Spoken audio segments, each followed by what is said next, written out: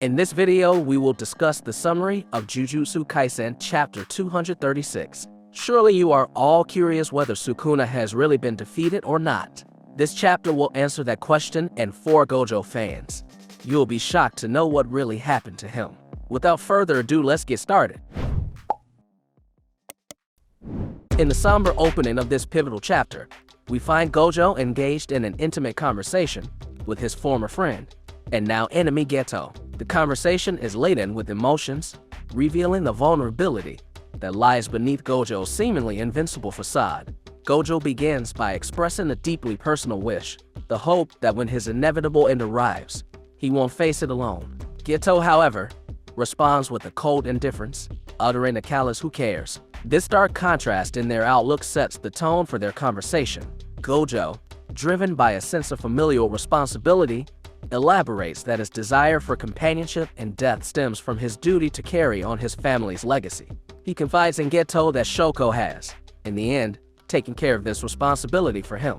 What catches 𝐻𝐸 off guard is Gojo's admission of Sukuna's immense strength. Despite not having gone all out in his previous encounter with the King of Curses, Gojo acknowledges Sukuna's power, sowing doubt in 𝐻𝐸's mind about his own ability to defeat Sukuna.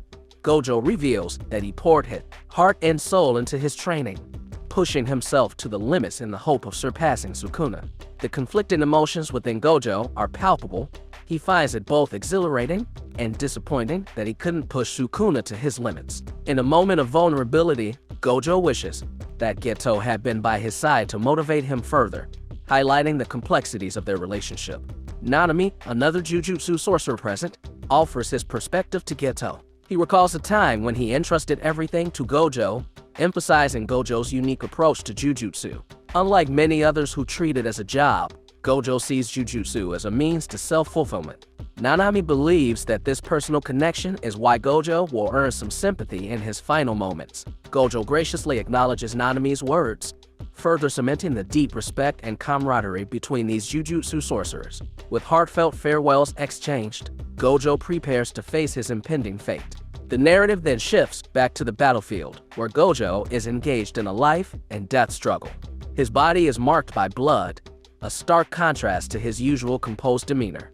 Sukuna seizes the moment to explain Mahoruga's adaptive abilities. Mahoruga, a formidable cursed spirit, evolves with each encounter, progressively adapting to attacks. The more it faces a particular attack, the faster it adapts. When Mahoruga unleashes a devastating slash, it proves more potent than ever before. This newfound power surpasses even Sukuna's own capabilities. Mahoruga's adaptation extends beyond physical prowess. It gains the ability to manipulate space itself, cutting through the fabric of reality. Sukuna, in a chilling declaration, dismisses the significance of Gojo's infinity technique in the face of Mahoruga's might. As proof, Gojo's body is gruesomely slashed in half, a testament to the overwhelming force arrayed against him. The chapter culminates with Sukuna's surprising acknowledgement of Gojo's valor. In a moment of unexpected praise, Sukuna commends Gojo for his tenacity and dedication.